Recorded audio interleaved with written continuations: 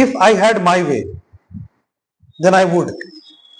अगर मैं ये अपने लिए बोल रहा हूं, if I am talking about my myself यदि मेरा बस चलता तो मैं, यदि मेरा बस चलता तो मैं, अगर उसका बस चलता तो वह, यानी if he had his way then he would, if she had her way then she would, if we had our way then we would, if they had their way they would. It means if you had your way then you would. That means अगर मैं कहता हूं कि if I had my way, यानी मेरा बस, यदि मेरा बस चलता तो मैं क्या करता। कभी कभी ऐसा सिचुएशन आता है हमारे जीवन में जब हमें इस तरह के हाइपोथेटिकल सेंटेंस बोलने होते हैं या इमेजिनरी सेंटेंस बोलने होते हैं।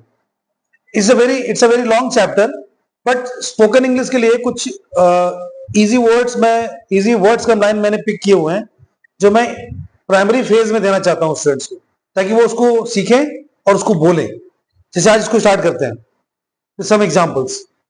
यदि मेरा बस चलता तो मैं आपको पार्टी देता, या फिर मैं आपके जीवन को बदल के रख देता। यदि मेरा बस चलता तो मैं आपको फ्री ऑफ कॉस्ट पढ़ाता।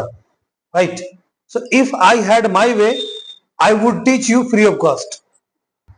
यदि उसका बस, लड़के की बात कर रहा हूं, यदि उसका बस चलता तो वह अपने घर की देखभाल करता। If he had his way, then he would take care of his family.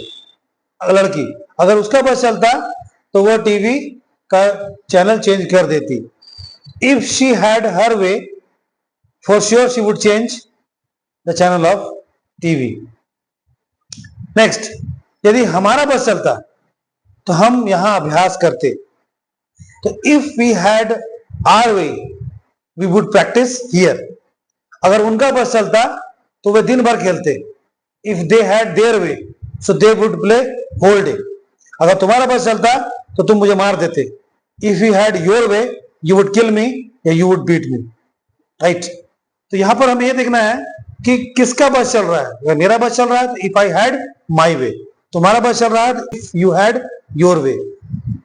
लड़की का बस चल रहा है तो इफ शी हैड हर वे। अगर किसी लड़के का बस चल रहा है तो इफ ही हैड हिज वे, या हमारा बस चल रहा है इफ ही हैड आर वे। अगर उनका बस चल रहा है इफ दे हैड देयर वे। बाकी वुड लगाकर भी1 लगा देना। I would dance, she would dance, he would dance, they would dance या वी वुड डांस।